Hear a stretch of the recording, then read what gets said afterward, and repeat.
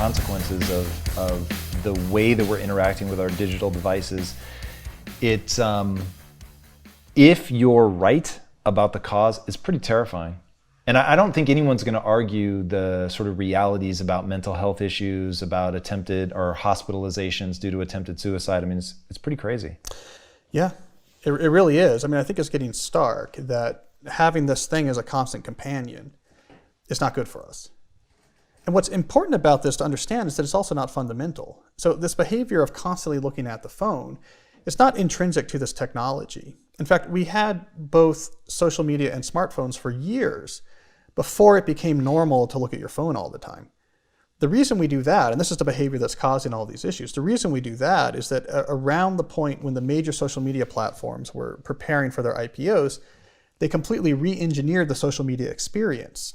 So instead of it being about posting and reading your friend's post, it became about this steady incoming stream of social approval indicators, like likes and retweets and photo tags and comments. And so now you had a reason to keep going back to the phone, because every time you hit this, there might be another reward there, another indication of social approval. None of that was in the original social media model, but they added it because it changed it from something you checked every once in a while to something that you checked all the time. Right. And it was really hard to resist. And then that changed our entire relationship with these devices.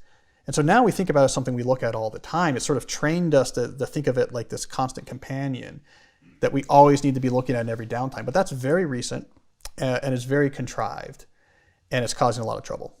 So how do we begin to carve out that space for solitude? Are there things that we can do? I know you've talked about walking. Like, what are some things that people can do to train themselves? Because obviously now most people are in a very, like you said, Pavlovian response cycle where it's not going to happen by accident for them to stop. So how do they break out of that, and what can they do to reintroduce solitude? Well, just for the issue of solitude, it's pretty easy to get it back. All you have to do is on a regular basis, do something without your phone. You basically go back to about 10 years ago. Not all the time, but just occasionally, right? Mm-hmm. So maybe when you walk the dog at some point, like, I'm not gonna bring my phone, you're going to the drugstore, I'm not gonna bring my phone. Like, just have some activity you do most days without your phone, even if it's 20 minutes.